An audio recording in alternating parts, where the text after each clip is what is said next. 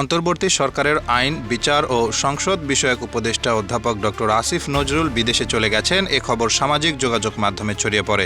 তবে বিষয়টি গুজব বলে দাবি করেছেন আসিফ নজরুল নিজেই। সামাজিক যোগাযোগ মাধ্যম ফেসবুকে নিজের অ্যাকাউন্টে লাইভে এসে এ দাবি করেন তিনি। যে আমি নাকি বিদেশে চলে যাচ্ছি। আমি সবাইকে আশ্বস্ত করতে চাই যে এই ধরনের কোনো পরিকল্পনা এমনকি চিন্তাও আমার মাথায় নাই, প্রশ্নই আসে না।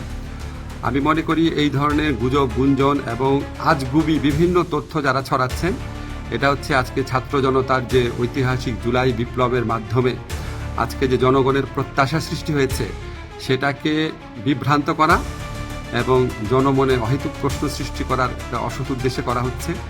আপনারা কেউ বিভ্রান্ত হবেন না। এ সময় এ ধরনের গুজব এবং আজগুবি বিভিন্ন তথ্য না ছড়ানোর আহ্বান জানিয়েছেন তিনি।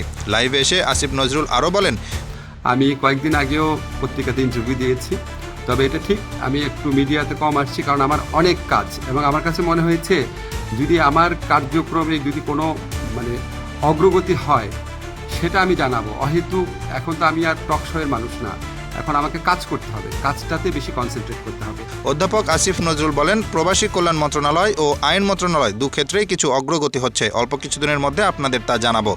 আর এই ধরনের গুজব গুঞ্জন যারা রটাচ্ছে তাদেরকে আমি অনুরোধ করব মিনিমাম ইনভেস্টিগেশন করে তারপর এগুলি বলেন, না হলে মানুষ তো আপনাদেরকে মিথ্যাবাদী ভাববে। নতুন বাংলাদেশ গড়তে রাষ্ট্র সংস্কারের জন্য পজিটিভ পরামর্শ চেয়েছেন আসিফ নজরুল। বলেন, ভুল হলে বলবেন। একদম সম্পূর্ণ আপনার আজগুবি, একদম অবিশ্বাস্য, অকল্পনীয় তথ্য এগুলি দেওয়ার তো কোনো মানে হয় না। এটা এক ধরনের চরিত্র হনন, তো এগুলি করা ঠিক না।